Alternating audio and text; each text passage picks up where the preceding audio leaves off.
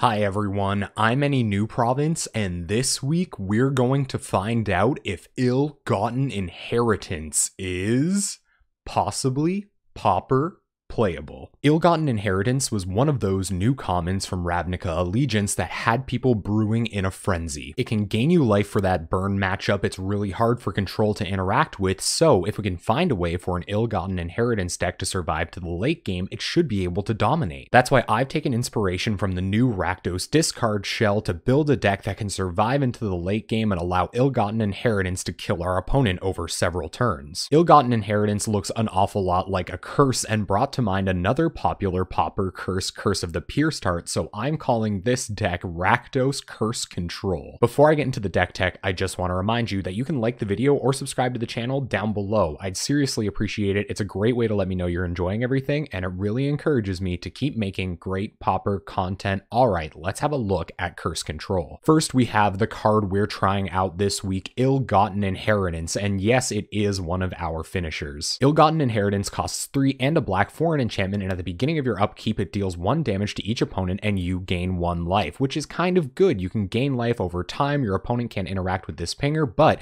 you can also sacrifice Ill-Gotten Inheritance for 5 and a black to deal 4 damage to target opponent and gain you 4 life. Getting up to 6 mana in matchups where you need to gain 4 life is pretty ambitious. However, if you're in a slow matchup and your opponent has managed to stem the rest of your threats, that extra little bit of reach might be able to kill them before their Gurmag Angler kills you. Right alongside Ill-Gotten Inheritance is a similar card in Curse of the Pierced Heart. It costs 1 and a red for an Aura Curse. It enchants a player. At the beginning of the enchanted player's upkeep, Curse of the Pierced Heart deals 1 damage to that player or planeswalker that player controls. In very slow matchups like Tron or Control, they really only have 1 or 2 main-born answers to things like Curse of the Pierced Heart or Ill-Gotten Inheritance. That's why I love them so much. We should have plenty of time to ping our opponent out while they dig for their answer. Next up, I've decided to couple these curses with a ton of discard to make sure we survive to at least get up to 4 mana and cast our Ill-Gotten Inheritances. First, we have 1 copy of Raven's Crime. It costs 1 black mana for a sorcery and causes target player to discard a card, which would be pretty anemic on its own, but it has the retrace ability, which means you may cast Raven's Crime from your graveyard by discarding a land card and paying a black. I'm okay having a single copy of just about any retrace spell in a deck. It gives you reach in the later game and it allows you to completely dismantle your opponent's hand from turn 1 if you have enough lands to discard. Raven's Crime may not be able to do the job of emptying our opponent's hand on its own though. They might be able to clutch on to that Ancestral Mask they really need. That's why we've included 3 copies of Duress. Duress costs 1 black mana for a sorcery that causes target opponent to reveal their hand. You choose a non-creature, non-land card from it and cause that player to discard that card. Finally, we have our Haymaker discard spell in Blightning. It costs 1 black-red for a sorcery, deals 3 damage to target opponent, and that opponent discards 2 cards. I love Blightning. It's almost a guaranteed 2-for-1 as long as your opponent has some cards in hand, and it pressures them while you ping away at them with your board. I hope we find a home for Blightning soon because it's just such a good card. Next up, we have my favorite spicy inclusion in this deck in Stingscourger. It costs 1 and a red for a 2-2 with Echo, 3 and a red, which means at the beginning of your upkeep, if this came under your control since the beginning of your last upkeep, you have to sacrifice it unless you pay 3 and a red. Okay, that's a really bad deal for a 2-2, but its ability is when Stingscourger enters the battlefield, return target creature an opponent controls to its owner's hand. I became familiar with Stingscourger, seeing it in sideboards for goblin decks as an answer to huge creatures they can't kill otherwise, like creatures with Heroic or Gurmag Angler. I like it even more in this main deck because we can put stuff back in our opponent's hands and then make them discard it with Retrace or Blightning. Next up are the ways we are going to survive into the very late game to make sure our Ill-Gotten Inheritance and Curse of the Pierced Hearts can kill our opponent. We start with some main deck life gain and ramp to help us activate our Ill-Gotten Inheritance in Pristine Talisman. It costs 3 generic mana for an artifact that you can tap to add a colorless mana and gain a life. Pristine Talisman's inclusion here is mostly inspired by the mono red control list that went 5-0 earlier this year. That deck was able to survive a main deck matchup against burn simply because this artifact was included. Next up, we've got Crypt Rats, our best impression of a Wrath. Crypt Rats costs 2 and a black for a 1-1 and you can pay X. It has to be black mana though to have Crypt Rats deal X damage to each creature and each player for the amount of X you pay. Using a Crypt Rats to reset the board once or twice is sometimes enough to win you the game on its own, but we're going to be able to get Crypt Rats back starting with the first card of our card advantage and card filtering package. I'm talking about Grim Harvest. We have 1 copy. It costs 1 and a black for an instant and returns target creature card from your graveyard to your hand. You can also recover it out of your graveyard by paying 2 and a black whenever a creature dies. If you can't pay that 2 and a black though, Grim Harvest gets exiled.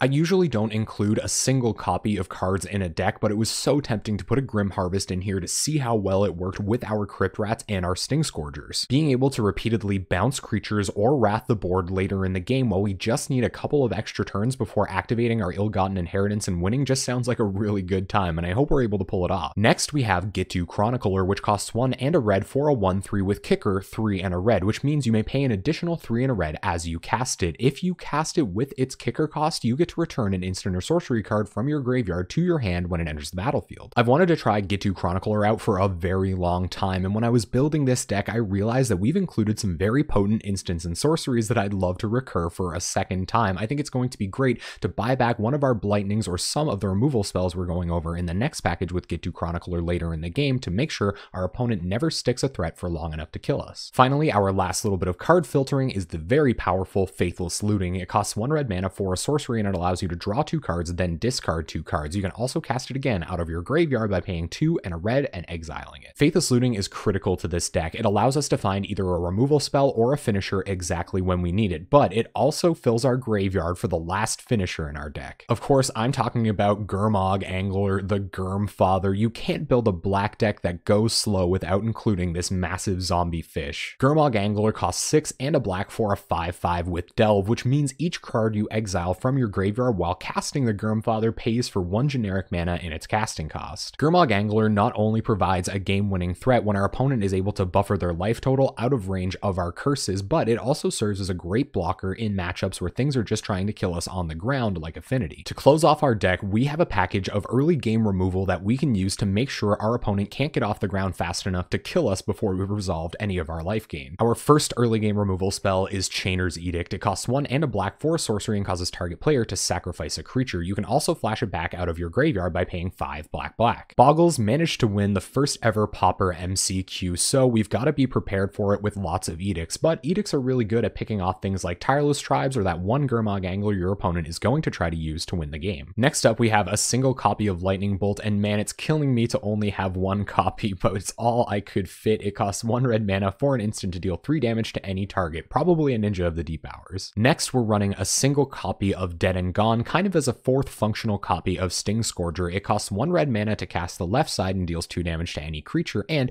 you can pay 2 and a red to cast the right side at instant speed to return target creature you don't control to its owner's hand. Finally, our last non-land card is one of the biggest pulls to be in black-red in the first place. It's Terminate. It costs black-red for an instant and destroys target creature unconditionally. That creature can't be regenerated. Alright, let's have a look at this mana base. Starting with our non-basics, we have 4 copies of Bloodfell Caves that enter the battlefield tapped. When they enter the battlefield, they gain you a life, and when they're untapped, you can tap them for black or red. We have 2 copies of Bajuka Bog for exiling our opponent's graveyards in the early game. We have 3 copies of Radiant Fountain to buffer our life total in those burn matchups. We have 4 copies of Rakdos Carnarium because some of our mana is really intensive and we want to reset our Radiant Fountains. For basics, we have an even split. We have 4 copies of Basic Mountain and 4 copies of Basic Swamp. Sometimes we're going to go turn 1 Duress, sometimes we're going to go turn 1 Faithless Looting. I guess we have to let our deck decide. Alright, let's have a look at this sideboard. First, we have 2 copies of Swirling Sandstorm for when our opponent's board gets out of control in the early game. We have 4 copies of Pyroblast for fighting against fairies and against decks that can counter our finishers. We have 2 copies of Thorn of the Black Rose for making sure we can win those super grindy matchups. We have 2 copies of Fairy Macabre for fighting the graveyard, buying them back with Grim Harvest and using them to fight the graveyard again. We have 3 copies of Choking Sands for blowing up Tron lands and 2 copies of Gorilla Shaman for blowing up all of Affinity's lands. And there you have it, Rakdos Curse Control. We're going to be taking this deck into a league at twitch.tv/AnyNewProvince this Tuesday night at 7 p.m. Atlantic time. We're there every Tuesday night playing Possibly Pauper Playable decks. Before I go, I just want to remind you that you can like the video or subscribe to the channel down below. I'd seriously appreciate it. It's a great way to let me know you've enjoyed everything, and it really encourages me to keep making great Pauper content. Thank you so much for watching. I hope you enjoyed this deck tech, and hopefully I'll see you on Tuesday night.